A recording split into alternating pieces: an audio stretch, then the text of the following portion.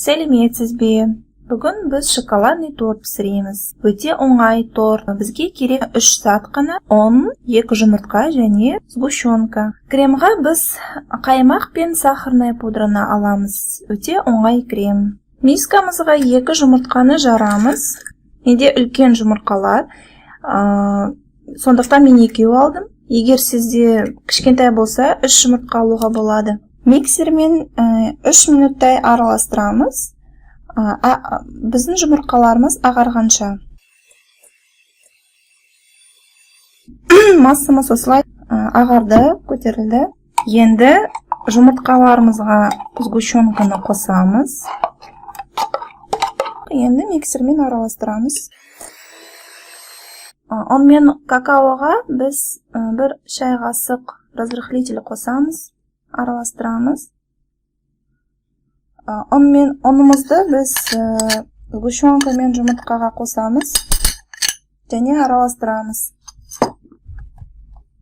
Духовкамызды қосып қоямыз 170 градусқа. Осындай қамырымыз шығады. Енді оны духовкаға пісіреміз. Формамызға тестаны саламыз.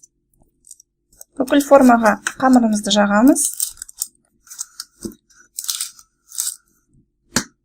Енді 170 градусқа 20-25 минутқа духовкаға қоямыз. Енді ең жеңіл крем жасаймыз. Қаймақты мискамызға саламыз. Үстінен сахарный пудраны салып, араластырамыз. Креміміз дайын. Біздің коржымыз пісті. Оны біз бұлай зубочисткамен тексеріп көрдік. Егер зубочистка бізде құрғақ болса, онда тортымыз пісті. Корждарымыз пісті. Суды енді мен осылай кесіп, тағы да 2-ге бөліп, тортты жинаймын.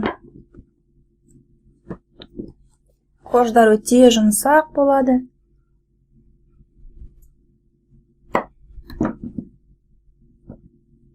Коржға крем жағамыз.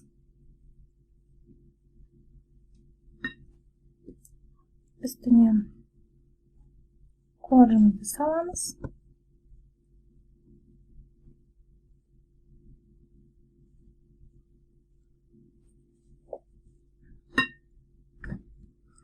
Жан-жақтарына кремдерді жағамыз. Тортты әдемілеу үшін мен шоколадты қолданам. Мен шоколадты водяной баняға ертеміз. Тортымызды шоколадты глазурмен әдемілейміз. Енді кесіп көрейік.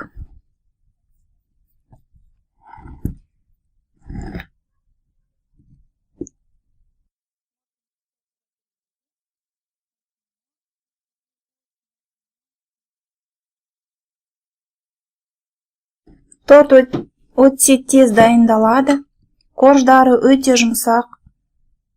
Міндетті түрде істеп көріңіз. Біздің каналымызға жазылыңыздар. Лайк қойыңыздар.